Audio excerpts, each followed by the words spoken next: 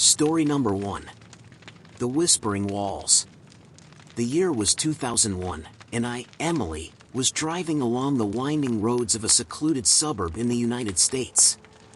My younger sister, Laura, chatted excitedly beside me about the grand old house our parents had just bought.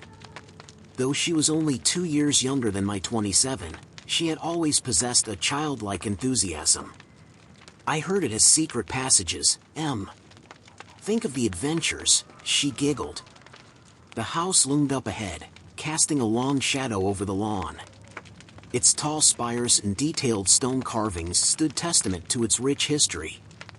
Once we settled in, Laura was quick to explore every nook and cranny, while I, ever the bookworm, found solace in the library. But it wasn't long before we realized that this house was more than just brick and stone. Late one evening, as I was engrossed in a book, a whisper broke the silence. Murder. Revenge, it hissed. I chalked it up to my imagination, but the whispers persisted. Every wall seemed to breathe stories of the past. Laura and I would often hear the walls murmur names and dates, like fragmented memories. Intrigued, we decided to investigate the history of our new home.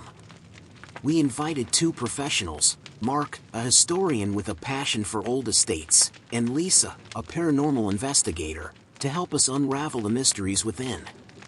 Mark discovered an old newspaper article from the 1920s detailing an unsolved murder in the house. The victim was a young woman, and suspicion fell on a man believed to be involved in devil worship. But due to a lack of evidence, the case went cold. Lisa, with her tools and experience, revealed the presence of paranormal energy concentrated around the library and the main hall. One evening, as we sat in the library, the walls whispered clearer than ever. Evelyn, betrayed. Startled, I looked up to find a translucent figure of a woman standing before us. Dressed in 1920s attire, she looked at us with sad eyes. "It's Evelyn," Lisa whispered. Through a series of seances, we learned of Evelyn's heartbreak. She had fallen in love with a man who was obsessed with the occult. He promised her eternal love, but in a bid to gain more power, he sacrificed her in a devil-worshipping ritual. But why were the walls whispering now? As Lisa communicated with Evelyn, we learned that her soul could only find peace when her murderer faced justice. Mark, with his historian's skills, dove deeper into the archives. To our shock, he unearthed evidence that the man had not acted alone. He had conspirators. I'll never forget the night we decided to conduct an exorcism. The walls of the house groaned, and the temperature dropped. As Lisa began chanting, shadows danced menacingly around the room.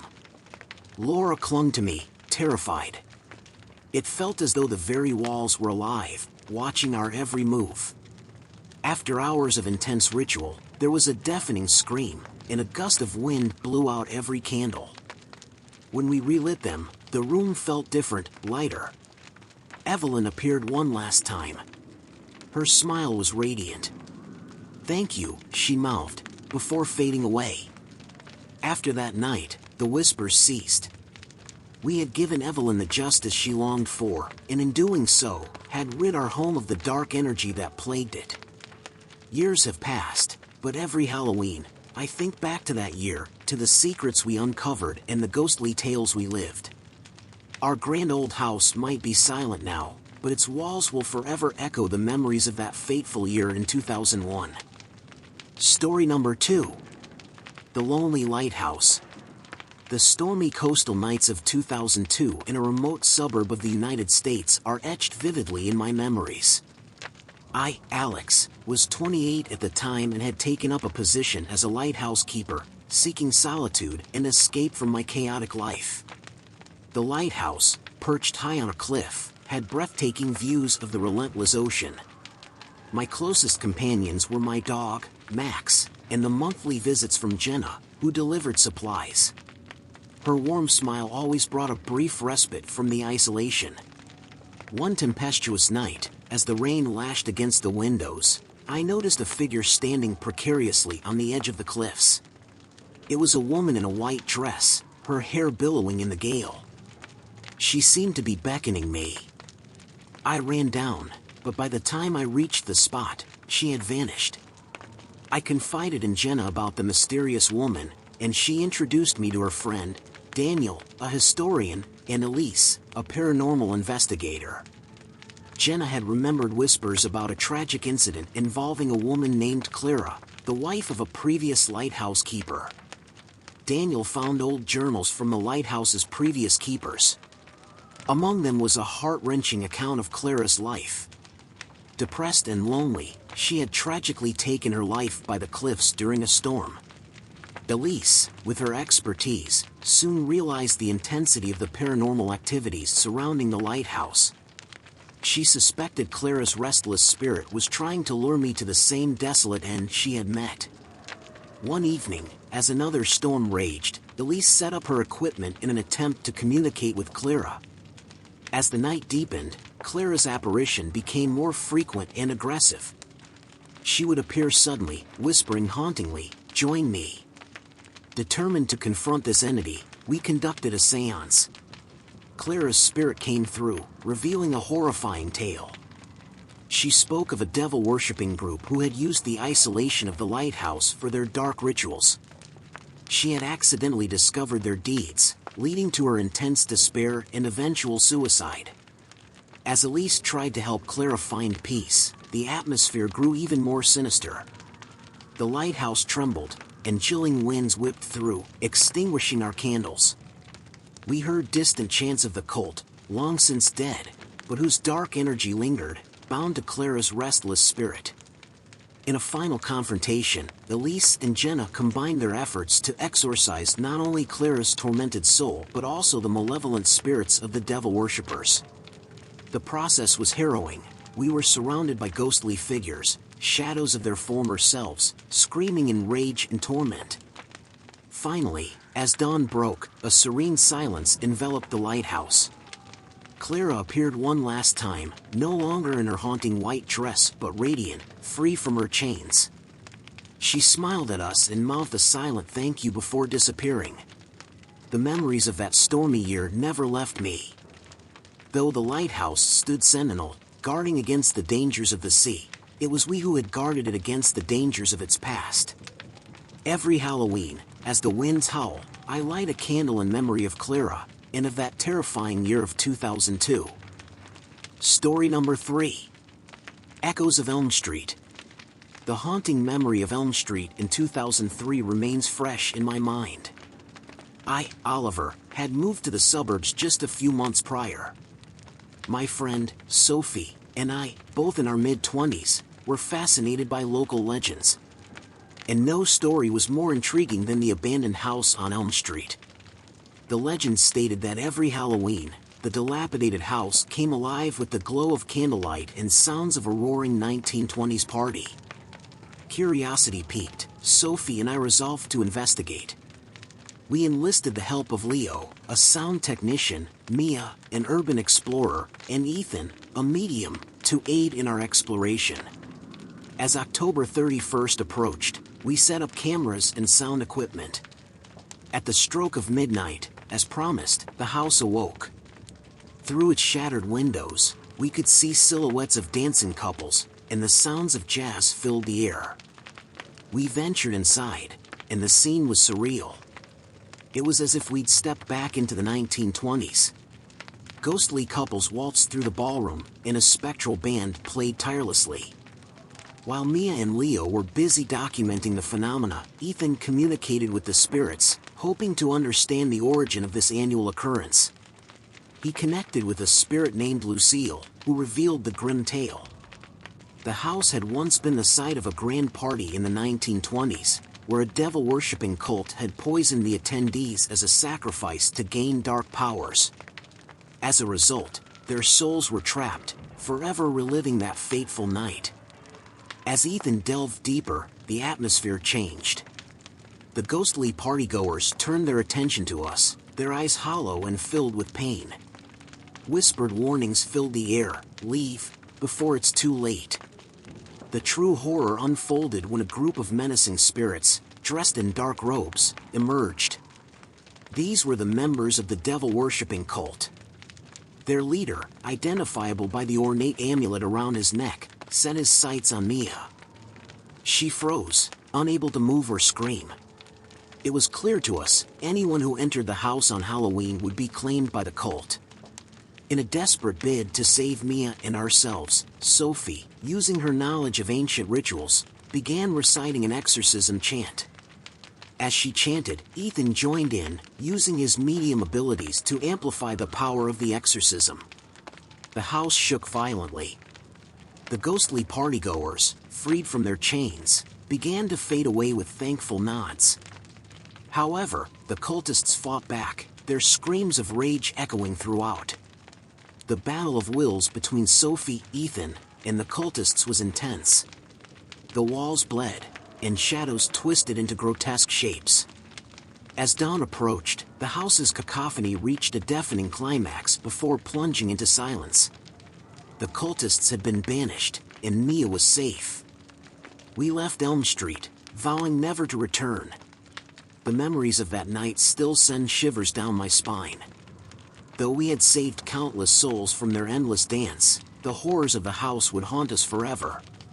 To this day, every Halloween, I light a candle in memory of the lost souls of Elm Street and the harrowing events of 2003.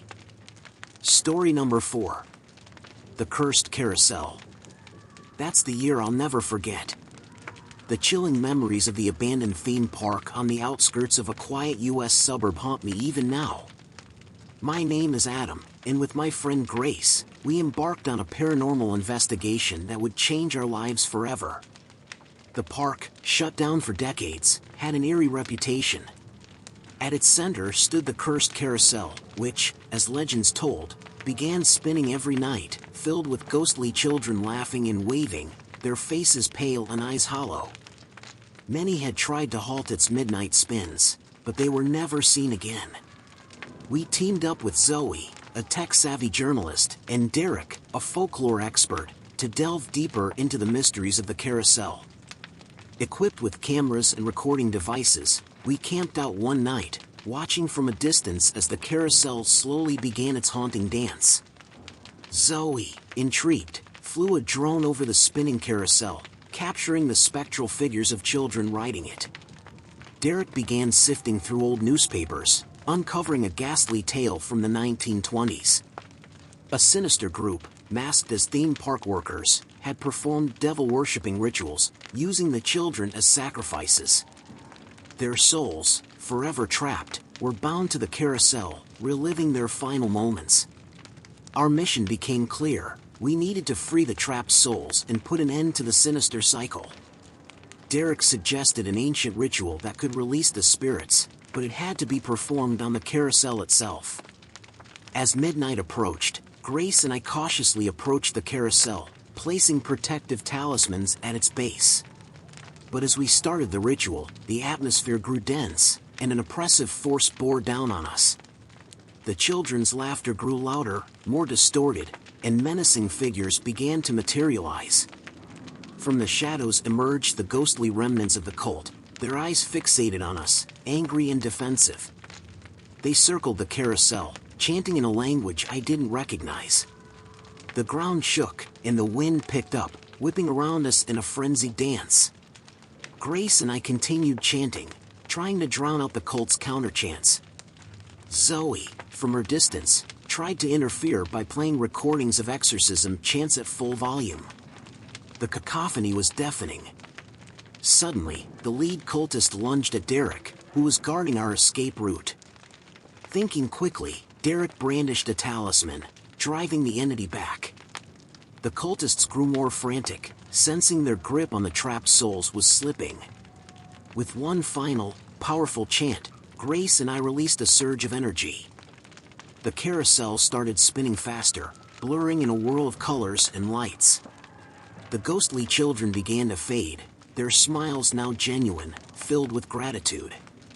As the first rays of dawn broke, the carousel came to a gradual stop, the menacing figures of the cultists dispersing into the morning mist. We left the park, the weight of our ordeal heavy on our shoulders but satisfied that we had freed the innocent souls bound to the cursed carousel. Every year, as Halloween approaches, I revisit those memories of 2004, reminded of the thin line between our world and the supernatural, and the duty we have to protect the living from the torments of the past. Story number 5. The Silent Cinema. 2005, Halloween night. The one evening I wish I could erase from my memory. My name is Liam, and this is the chilling tale of the silent cinema in our small US suburb. I, along with my friends Emma and James, had always been fascinated by the old, decrepit cinema at the end of Elm Street. It had been abandoned for as long as anyone could remember. But that Halloween, its marquee lit up, announcing a silent film showcase. Curiosity piqued, we decided to check it out. Accompanying us were Rachel, a budding filmmaker, and Travis, a historian with a particular interest in early 20th century cinema. As we approached the theater, the allure of the flickering neon lights was almost hypnotic. The grand doors opened on their own, inviting us in. The theater was vast, with red velvet seats and intricate wall designs. As we took our seats, the film began to roll. Silent, black and white images flickered to life. The scenes depicted regular people entering a cinema, much like ours, only to be surrounded by shadows and slowly fade away, their expressions turning to terror. Rachel, her face pale, whispered that this wasn't any known film from the silent era. Travis added that the people in the film seemed genuinely terrified, not acting. As we watched, entranced, the lines between reality and film began to blur. Spectral figures, reminiscent of 1920s filmgoers, filled the empty seats around us, their hollow eyes fixed on the screen. From the archives Travis had studied, he recalled a devil-worshipping filmmaker in the 1920s who made a pact to achieve cinematic immortality. In exchange, he had to provide souls. The cinema was his hunting ground, capturing unsuspecting viewers. We realized, with mounting horror, that we were the next victims. The ghostly audience turned their gaze to us, hunger in their eyes. The movie's shadows began to stretch outwards, reaching for us. Thinking fast, Rachel began to project another film she had brought along, overlaying the sinister silent film. The competing projections caused chaos. The spirits seemed disoriented, the shadows recoiling. James, recalling an old exorcism chant, began to recite loudly, while Emma and I joined in. The cinema's walls shook, and a guttural scream emanated from the projector. The spectral audience began to vanish, their trapped souls released. With a final flash, the sinister film burned away, leaving the theater in darkness. We fled, vowing to never return. The silent cinema was demolished shortly after, but the memories of that night in 2005 remain fresh. Every Halloween, I light a candle for the lost souls of that cursed place, hoping they've found peace. Story number 6. The Haunted Dollhouse.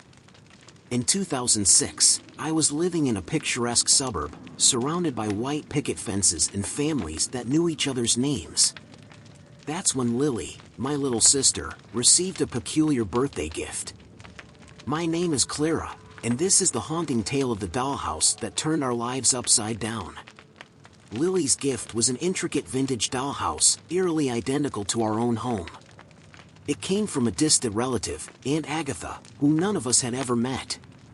Every room, every piece of furniture, was a perfect miniature of our house.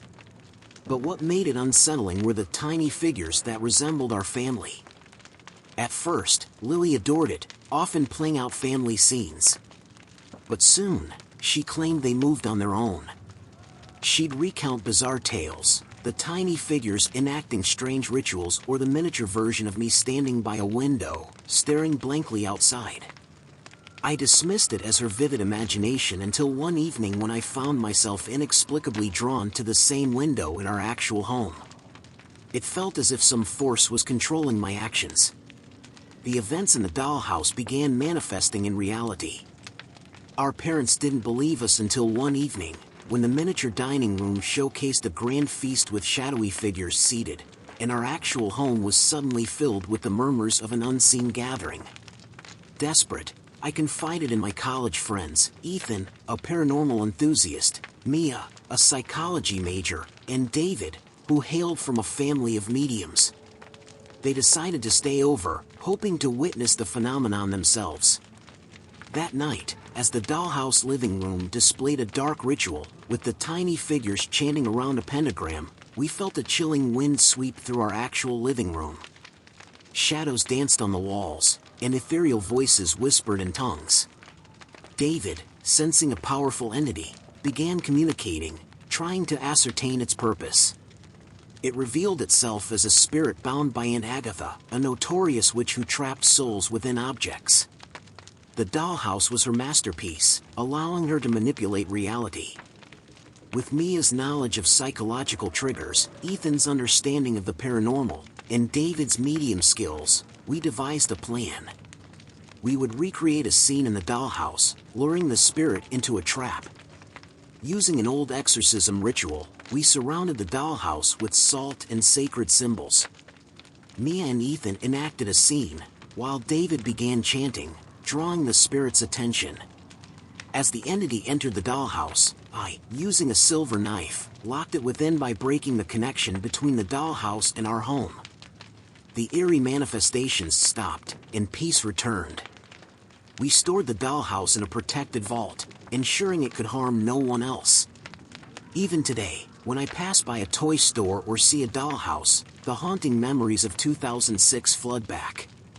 The line between play and peril, reality and the supernatural, is finer than we think. Story number 7. Echoes from the Deep. A year etched in my memory forever, for it was the year the legends of our coastal suburb came horrifyingly alive.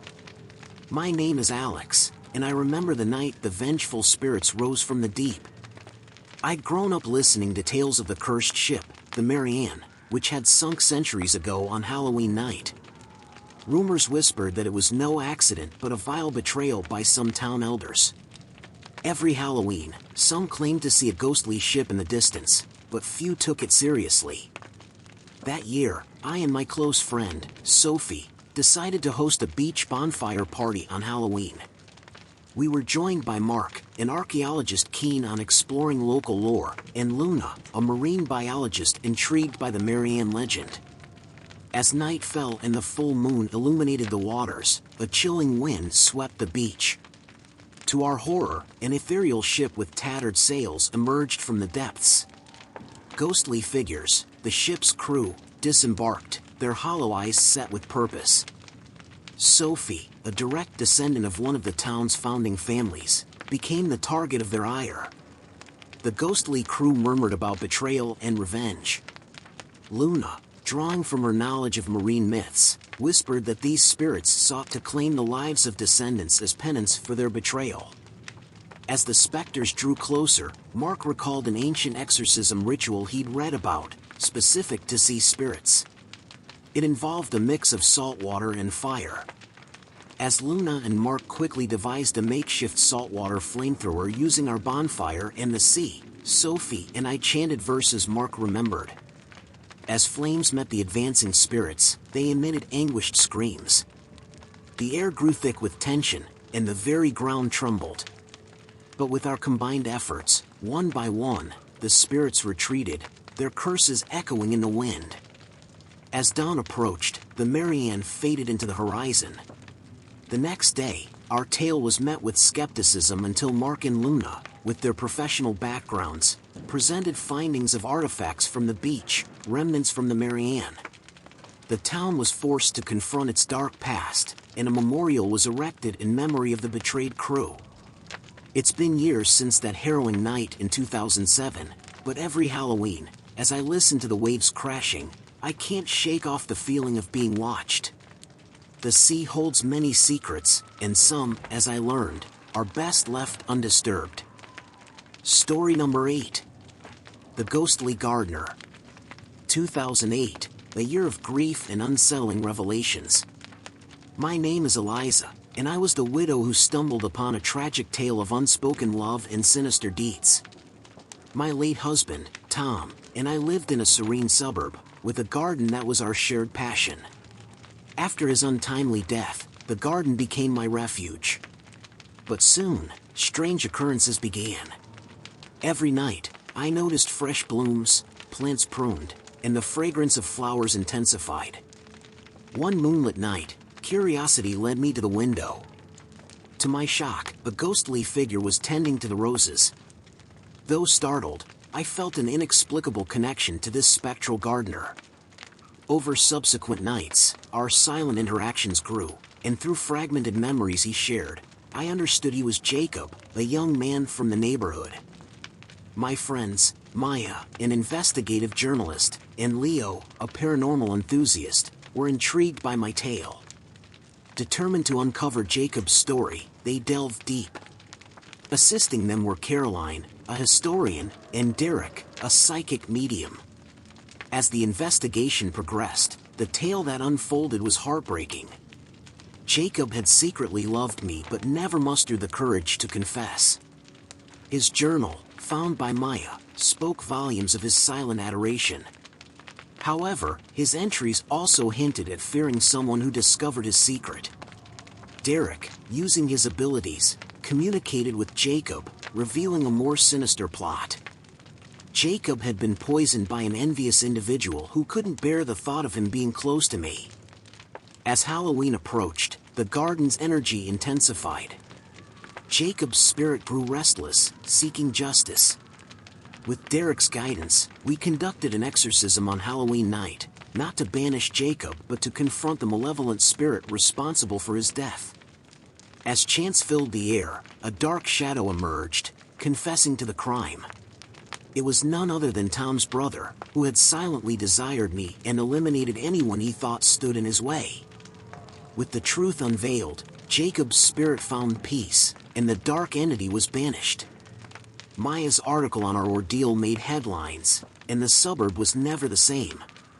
Today, as I tend to the garden, I often feel a gentle breeze and the fragrance of roses, reminding me of a love that couldn't find its voice but found a way to touch my heart. Story number 9. The Haunted Headphones. It was 2009, in a leafy suburb, that I found those wretched headphones. My name's Kevin, and I never believed in the supernatural. That summer changed everything. During a cleaning spree, I stumbled upon an old pair of headphones in our attic. Curious, I put them on. Instantly, hushed whispers filled my ears, guiding me towards a hidden treasure in our backyard. Intrigued, I started following the cryptic instructions. My best friend, Sarah, a tech geek, was skeptical but curious. "These are just ordinary headphones," she remarked, examining them. "There's no tech that should make them whisper to you." But the voices grew insistent, leading me deeper into a maze of old neighborhood secrets. Sarah, ever the loyal friend, was always by my side. When we unearthed an ancient box filled with trinkets and a diary, the whispers became elated, urging me to perform a ritual to free them. Sarah's reservations grew, and she sought advice from her college professor, Dr. Rowland, an expert in ancient cults. Dr. Rowland, along with his friends Mike, a detective, and Lana, an occult specialist, began looking into the diary's contents. They discovered it belonged to a devil-worshipping cult from the 1920s, who were rumored to have performed unspeakable acts to achieve immortality. The cult had been silenced and buried, but their spirits sought freedom and revenge. Lana deduced that the headphones were a medium, allowing the spirits to communicate with the living. They lured unsuspecting souls with the promise of treasure, only to trap them forever. As Halloween neared, the voices grew impatient. I was constantly tormented, the boundaries between reality and the paranormal blurring. Sarah, Dr. Rowland, Mike, and Lana devised a plan to end the nightmare. On Halloween night, in a chilling seance, Lana attempted to communicate with the spirits, urging them to find peace. But they weren't willing to go without a fight. The room grew cold, objects flew, and eerie shadows danced. With Lana's guidance and our combined strength, we banished the malevolent spirits back to their realm, sealing the headphones in a box filled with sacred symbols. Life eventually returned to normal, but the events of that summer always lingered in the back of our minds. The headphones remained sealed, a haunting reminder of the thin line between our world and the unknown. Story number 10. The Crying Child of Crescent Street. In the balmy summer of 2010, Crescent Street was anything but peaceful. Every night, the cries of a child echoed through the air, leaving the neighborhood in a state of restless sleep and fearful whispers. I, Jake, along with my fiancée, Elise, had just moved to the street, unaware of its haunting reputation. The first night in our new home was disturbed by the mournful cries. "This isn't right, Jake," Elise whispered to me, clutching the sheets. Determined to uncover the truth, we decided to investigate the source of the crying. During our late-night stakeouts, we befriended Jenna, a journalist intrigued by the mystery, and Ryan, a local historian. One chilling evening, as the cries grew louder, we traced them to a concealed underground room, forgotten by time, beneath an old abandoned mansion. Inside, we found remnants of toys, drawings, and a chilling atmosphere that made our spines tingle. The faint apparition of a young boy emerged, his translucent fingers clutching a worn-out teddy bear. Ryan, digging through historical records, discovered the mansion belonged to the wealthy Belmont family in the 1920s. Tragedy struck when their young son disappeared, and despite a frantic search, he was never found. The family eventually left, but the pain and sorrow remained. Jenna wrote a series of articles about our findings, and soon enough, Crescent Street was abuzz with rumors of devil worship, exorcism attempts, and mysterious deaths surrounding the Belmont family. One evening, as Elise and I sat in the underground room, the ghostly child approached us. In a faint, tearful voice, he expressed his yearning to be reunited with his family. His cries were a beacon, a desperate attempt to find them. With Ryan and Jenna's help, we conducted a ritual on Halloween night, aiming to reunite the child with his family's spirits. The atmosphere was thick with tension, and as we recited the incantations, the winds howled, and shadows danced menacingly. Then, in a heart-wrenching moment, the ghostly figures of the Belmont family emerged, embracing their long-lost son in a tender reunion. The cries that had haunted Crescent Street for decades slowly faded away, replaced by an eerie silence. Our efforts had brought peace to the restless spirit of the child, but the chilling events of that summer will forever be etched in our memories. The underground room stands as a silent testament to the pain, longing, and redemption of a lost soul. Story number 11. The Phantom Photographer. In the autumn of 2011, I found myself, along with my two closest friends, Leah and Ben, drawn to the allure of an abandoned photo studio in our suburban town. The stories surrounding the studio were whispered at gatherings, creating a chilling folklore that was hard to ignore. They spoke of a phantom photographer who appeared in photos taken on Halloween night. One day, Leah, an avid photographer, stumbled upon an old camera from the studio at a garage sale. Fascinated, she shared her find with us. It was then that Ben, a curious journalism student, proposed we visit the studio on Halloween. To prepare, we consulted Dr. Reeves, a historian, and Alice, a local psychic. Dr. Reeves shared a haunting tale from the 1920s about the studio's owner, a talented photographer named Nathaniel, who vanished under mysterious circumstances after being accused of consorting with the devil. The last picture of him, taken in his own studio, had a shadowy figure behind him. Alice, with her deep knowledge of the spiritual realm, warned us of the dangers but agreed to accompany us. She sensed an unresolved pain in the studio, a desperate need for recognition. On Halloween night, as darkness wrapped around the old studio, we set up the ancient camera. Leah took a photo of Ben and me, with the studio's backdrop behind us. The room was silent, save for the faint whispers of the wind. Once developed, the photo sent shivers down our spines. Behind Ben and me stood a ghostly figure with an old-fashioned camera, its eyes hollow with sadness. It was Nathaniel, the phantom photographer. As the night deepened, Alice attempted to communicate with Nathaniel's spirit, seeking answers. Through a trance, she revealed a tragic tale. Nathaniel was falsely accused of devil worship by a rival photographer, leading to his mysterious disappearance. He returned to the studio as a spirit, seeking vindication through his art. Our hearts heavy with the weight of the revelation, we decided to restore the studio in Nathaniel's honor. With Dr. Reeves' help, we uncovered more about his life and displayed his masterpieces. The studio became a haven for artists and historians alike, commemorating the legacy of the phantom photographer. However, every Halloween, we remember that chilling night, reminding ourselves of the pain of misunderstood genius and the undying need for recognition. Story number 12. The Haunting of Hollow Hollow. In the fall of 2012, the eerie fog of memory often clouds my recollection, but certain events from Hollow Hollow remain crystal clear. My best friend, Jenny, and I had just moved to the town, lured by its annual Halloween festival.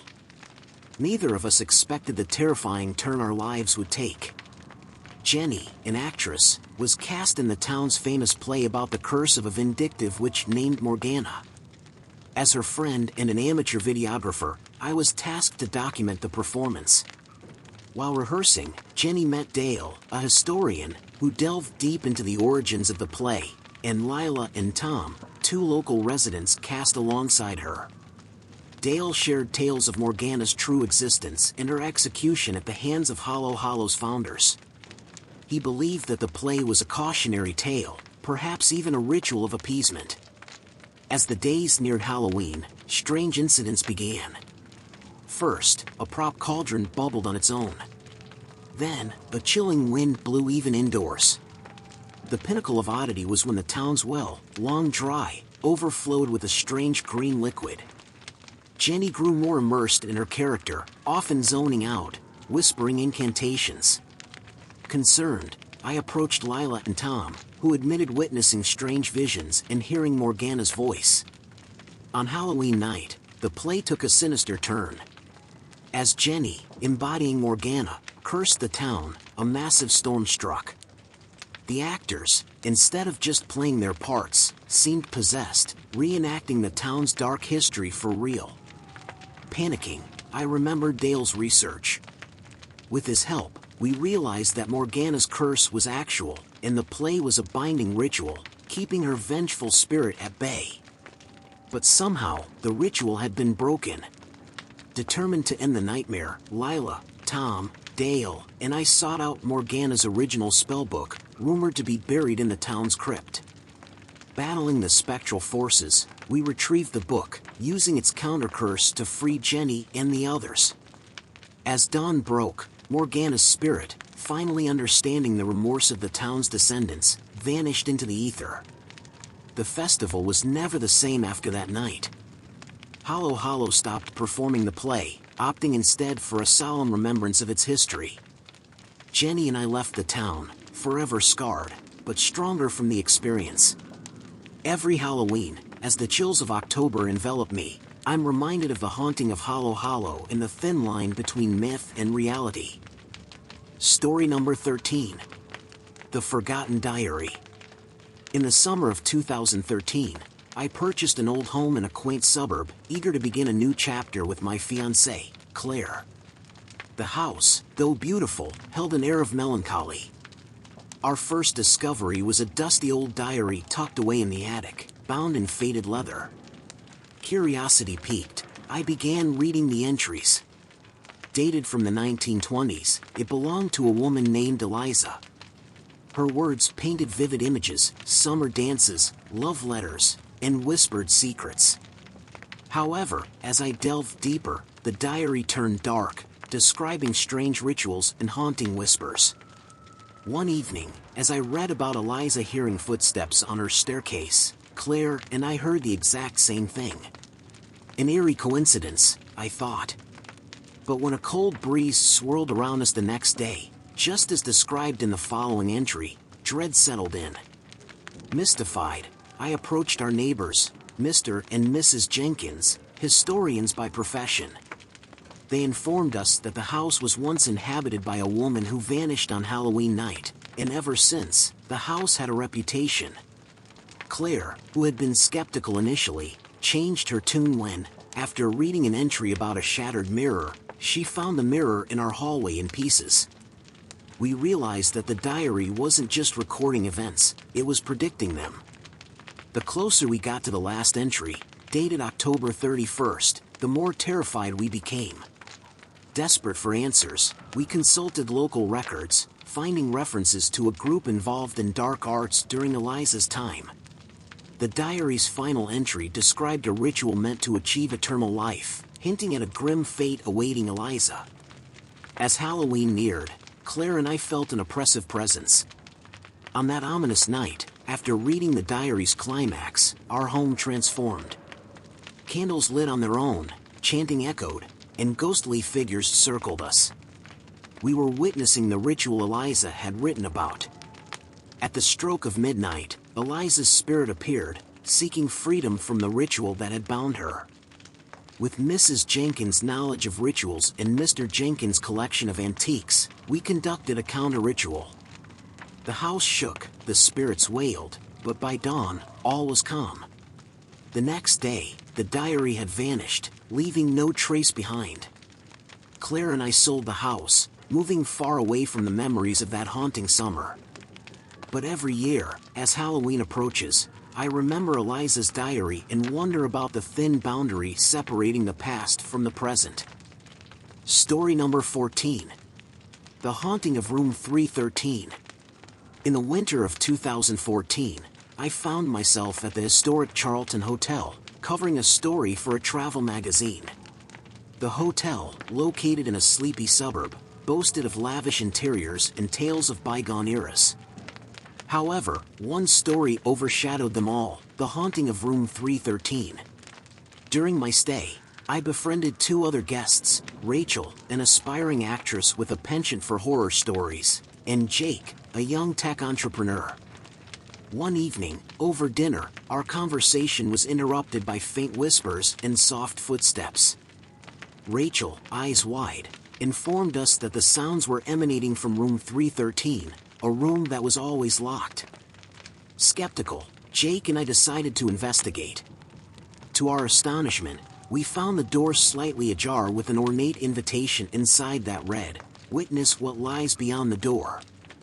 Midnight, Halloween. Drawn by a mixture of curiosity and fear, we decided to return on Halloween night. Elaine, a local historian, and her friend Mark, an amateur paranormal investigator, joined our little group. They brought along tools and stories. Elaine shared that decades ago, a young woman was found dead under mysterious circumstances in Room 313, and ever since, guests reported eerie occurrences. Halloween night was a whirlwind of emotions. As midnight approached, we hesitantly entered the room. The air was thick, and an old gramophone played a haunting tune. Suddenly, the room transformed, showing glimpses of its past. We saw a beautiful woman, Elizabeth, preparing for a ritual with a group of cloaked figures. The aim? Immortality. However, something went terribly wrong, trapping Elizabeth's soul. As the clock struck 1, Elizabeth's spirit approached us, whispering her tale of betrayal and longing. We learned that she was deceived by the very people she trusted. They wanted the power of the ritual for themselves, leaving her trapped for eternity. Our heartbeats echoed the ticking of the clock, and as dawn approached, Mark suggested an exorcism to free Elizabeth. With Elaine's knowledge of rituals, we formed a circle, chanting verses to release her. The room shook violently, and a strong wind blew out the candles. As calm returned, Room 313 was as it had been, silent and untouched, but the door remained open. Upon leaving the Charlton Hotel, I felt a weight lifted. Room 313, though still bearing the scars of its past, was free from its tormented spirit. Today, as I look back, I remember the cold air, the haunting melodies, and Elizabeth's forlorn eyes. It serves as a chilling reminder that some doors, though locked, are never truly closed. Story number 15. The Shadow Artist. Back in the fall of 2015, I visited the quaint town of Dunbridge with my best friend, Clara. We had heard of a new art gallery, Whispers of the Past, which had become the talk of the town. Eager to experience the local art scene, we decided to pay a visit. Upon entering the gallery, we were mesmerized by the artistry of the paintings, each reflecting deep, emotional scenes. Yet, as we delved deeper, we felt an inexplicable sense of unease. Shadows seemed to play tricks on our eyes, moving just beyond our peripheral vision. When Clara stood before a painting of a crying woman, a cold gust of wind brushed past us, leaving her visibly shaken. Later that night, in our hotel room, we discussed the unnerving events at the gallery. I recounted seeing my shadow move independently, while Clara whispered about hearing faint murmurs whenever she approached a painting. The next day, curious about our experiences, we decided to dig deeper. We were soon joined by Leo, a journalist for a local newspaper, and Maya, an art historian. Together, we found out that the artist behind the paintings was Malcolm Wren, a recluse with a shrouded past. Maya led us to an old associate of Malcolm, Derek, a retired mortician. With hesitation, Derek unveiled the horrifying truth. Malcolm used ashes of the deceased to create the dark shades in his paintings, believing it would make his art come alive. Disturbingly, it had. Armed with sage and salt, guided by Maya's knowledge, our group returned to the gallery on Halloween night. We sought to free the trapped souls. Chanting incantations, we went from painting to painting. The room was filled with chilling screams and shadows writhing in agony. The final painting, a self-portrait of Malcolm, was the most challenging. As we started the ritual, the canvas began to ripple, and a shadowy figure emerged, reaching out to us with anguish. We stood our ground, continuing the chants until, with a deafening roar, the shadow retreated, and the room was plunged into silence. Our mission accomplished, the gallery was soon closed down.